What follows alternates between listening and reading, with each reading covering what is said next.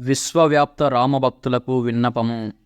సోదరీ సోదరులారా, పవిత్రమైన రోజు కలియుగాబ్ది 5125 పుష్య శుక్ల ద్వాదశి సోమవారం, శాలివాహన శకం 1945, 22 జనవరి 2024వ తేదీ అయోధ్య శ్రీరామ జన్మభూమిలో నిర్మిస్తున్న నూతన మందిరంలో క్రింది అంతస్తులోని గర్భగుడిలో బాలరాముని నూతన విగ్రహ ప్రాణప్రతిష్ఠ కావించబడుతున్నది.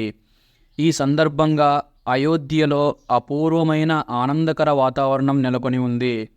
మీరు కూడా ప్రాణప్రతిష్ఠ రోజున శుభముహూర్త సమయానికి ముందే ఉదయం 11 గంటల నుండి మధ్యాహ్నం 1 గంటల మధ్య మీకు దగ్గరలో ఉన్న దేవాలయంలో చుట్టుప్రక్కల ఉన్న రామభక్తులతో కలిసి భజన కీర్తనలు నిర్వహించాలి. టెలివిజన్ లేదా డిజిటల్ స్క్రీన్ ఏర్పాటు చేసుకొని శ్రీరాముని ప్రాణప్రతిష్ఠ ప్రత్యక్ష ప్రసారాన్ని సామూహికంగా వీక్షించగలరు. శంఖనాదము, ఘంటానాదము చేసి హారతి ఇచ్చి ప్రసాద వితరణ చేయాలి. ఆలయంలోనే కార్యక్రమం జరపాలి. సకల దేవతలను ప్రసన్నం చేసుకోవడానికి ఆ ఆలయంలో ఉన్న దేవీ దేవతల భజన, కీర్తన, హారతి, పూజ మొదలైనవి చేయాలి.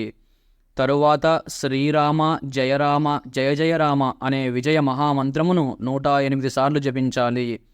వీటితో పాటు హనుమాన్ చాలీసా, సుందరకాండ, రామ రక్షా స్తోత్రం వంటివి సామూహికంగా పారాయణం చేయవచ్చును. మొత్తం వాతావరణం సాత్వికంగా మరియు రామమయంగా మార్చుకుందాము. ప్రాణప్రతిష్ఠ దూరదర్శన్ ద్వారా ప్రత్యక్ష ప్రసారం చేయబడుతుంది మరియు అనేక ఛానళ్లు కూడా ప్రసారం చేస్తాయి. ప్రాణప్రతిష్ఠ రోజున సాయంత్రం సూర్యాస్తమయం తరువాత దేవతలను ప్రసన్నం చేసుకోవటానికి ఇంటి ముందు దీపాలు వెలిగిద్దాం. ఇంటిని విద్యుత్ దీపమాలలతో అలంకరించవచ్చును. విశ్వవ్యాప్తంగా కోట్లాది ఇళ్లలో దీపోత్సవ పండగ జరుగుతుంది. ప్రాణప్రతిష్ఠ జరిగిన తరువాత మీకు అనుకూలమైన సమయంలో కుటుంబ సమేతంగా భగవాన్ శ్రీరాముని దర్శనం కోసం మరియు నూతన మందిరంను దర్శించుకొనుటకు అయోధ్యకు రావవలసిందిగా సాదరంగా ఆహ్వానిస్తున్నాము.